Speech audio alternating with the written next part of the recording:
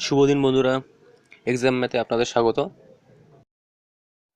আজকে আমরা আলোচনা করব ভগ্নাংশের কোন ভগ্নাংশটি ছোট এবং কোন ভগ্নাংশটি বড় এটি খুব সহজে বের করার নিয়ম নিয়ে। তার আগে ভগ্নাংশের সংজ্ঞাটা একবার দেখে নেব। যে সকল সংখ্যাকে পি বাই কিউ আকারে লেখা যায় তাকে ভগ্নাংশ বলে বা ফ্র্যাকশন বলে। পি বাই কিউ অর্থাৎ ওপরের পিকে নিউমারেটর বা লব বলে এবং নিচের কিউকে ডিনোমিনেটর বা হর বলা হয়। প্রথমে আমরা দুটি ভগ্নাংশের ছোট বড় নির্ণয় করার নিয়মগুলি দেখে নেব, কারণ এই নিয়মের সাহায্যেই অধিক সংখ্যক ভগ্নাংশ থাকলেও সেটি দ্রুত সমাধান করা যাবে। নিয়ম 1, প্রথম ভগ্নাংশের লব বা নিউমারেটরের সঙ্গে অপর ভগ্নাংশের হর বা ডিনোমিনেটরকে গুণ করে প্রথম ভগ্নাংশের নিচে লিখব।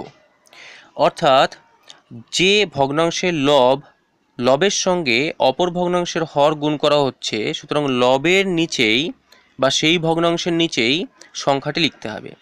নিয়ম 2, দ্বিতীয় ভগ্নাংশের লবের সঙ্গে প্রথম ভগ্নাংশের হর গুণ করে দ্বিতীয় ভগ্নাংশের নিচে লিখব। গুণফলের মধ্যে যে সংখ্যাটি বড় হবে তার উপরের ভগ্নাংশটি বড় ভগ্নাংশ এবং যে সংখ্যাটি ছোট হবে তার উপরের ভগ্নাংশটি ছোট ভগ্নাংশ হবে। এবার উদাহরণ দেখে নেওয়া যাক। 1 নম্বর উদাহরণে 4/5, 12/13 এর মধ্যে কোনটি ছোট কোনটি বড় সেটা দেখে নেব। প্রথম ভগ্নাংশের লব 4 এর সঙ্গে দ্বিতীয় ভগ্নাংশের হর 13 এর গুণ করলে 52 হয়, এটি প্রথম ভগ্নাংশের নিচে লিখলাম। দ্বিতীয় ভগ্নাংশের লব 12 প্রথম ভগ্নাংশের হর 5 এর সঙ্গে গুণ করে 60 হয়, এটি দ্বিতীয় ভগ্নাংশের নিচে লিখলাম। 52 এবং 60-র মধ্যে 52 ছোট, সুতরাং তার উপরে ভগ্নাংশ 4/5 এটি ছোট ভগ্নাংশ। 60 বড়, এর উপরের যে ভগ্নাংশ 12/13 এটি বড় ভগ্নাংশ হবে। উদাহরণ 2তে দেখব 11/23, 7/19 এর মধ্যে প্রথম ভগ্নাংশের লব 11 এর সঙ্গে দ্বিতীয় ভগ্নাংশের হর 19 এটা গুণ করলে 209 এটা হয়, এটা প্রথম ভগ্নাংশের নিচে লিখলাম। দ্বিতীয় ভগ্নাংশের লব 7 এর সঙ্গে প্রথম ভগ্নাংশের হর 23 এর গুণ করলে হয় 161, এটি দ্বিতীয় ভগ্নাংশের নিচে লিখলাম। 209, 161 এর মধ্যে 161 ছোট, সুতরাং তার উপরে ভগ্নাংশ 7/19 এটি ছোট ভগ্নাংশ এবং 11/23 এটি বড় ভগ্নাংশ হবে। তিনটি বা তার বেশি ভগ্নাংশের ক্ষেত্রে আগের নিয়মেই ছোট বড় নির্ণয় করা যায়। সেরকম একটি উদাহরণ দেখে নেব। কোন ভগ্নাংশটি বৃহত্তম? 7/9, 4/5, 13/17। এই ক্ষেত্রে প্রথম দুটো ভগ্নাংশকে আমরা প্রথমে নিলাম। 7/9, 4/5। প্রথম ভগ্নাংশ 7 লব এর সঙ্গে দ্বিতীয় হর 5 এ গুণ করলাম। গুণ করে প্রথম ভগ্নাংশের নিচে 35 লিখলাম। দ্বিতীয় ভগ্নাংশের লব 4 এর সঙ্গে প্রথম ভগ্নাংশের হর 9 এর গুণ করলাম। 36 এটা দ্বিতীয় ভগ্নাংশের নিচে লিখলাম। এর মধ্যে বলেছে বৃহত্তম, সুতরাং এই দুটোর মধ্যে থেকে আমরা কোনটা বৃহত্তম সেটাকে বেছে নেব। 4/5 এটা বৃহত্তম, কারণ এর নিচে 36 35-এর থেকে বড় হবে। 4/5কে তৃতীয় যে ভগ্নাংশটি আছে তার সঙ্গে দেখব যে তাদের মধ্যে কোনটি বড় বা ছোট। এক্ষেত্রে নেওয়া হলো 4/5/13/17। 4 এর সঙ্গে 17 গুণ করে প্রথম ভগ্নাংশের নিচে 68 লিখলাম। দ্বিতীয় ভগ্নাংশের লব 13 এর সঙ্গে প্রথম ভগ্নাংশের হর 5 এর গুণ করে দ্বিতীয় ভগ্নাংশের নিচে 65 লিখলাম। এর মধ্যে 65 এবং 68 এর মধ্যে 68 বৃহত্তম, সুতরাং 4/5 এটি তিনটে ভগ্নাংশের মধ্যে বৃহত্তম ভগ্নাংশ হবে। এবার আমরা দেখব চারটি ভগ্নাংশের মধ্যে কোনটি বৃহত্তম। দেওয়া আছে 3/4, 7/9, 11/13, 13/17। এক্ষেত্রে প্রথম দুটি ভগ্নাংশ 3/4 এবং 7/9 আমরা আলাদা করে নিলাম। 3 অর্থাৎ প্রথম ভগ্নাংশের লবের সঙ্গে দ্বিতীয় ভগ্নাংশের হর 9 গুণ করলাম, 27 হলো, প্রথম ভগ্নাংশের নিচে লিখলাম।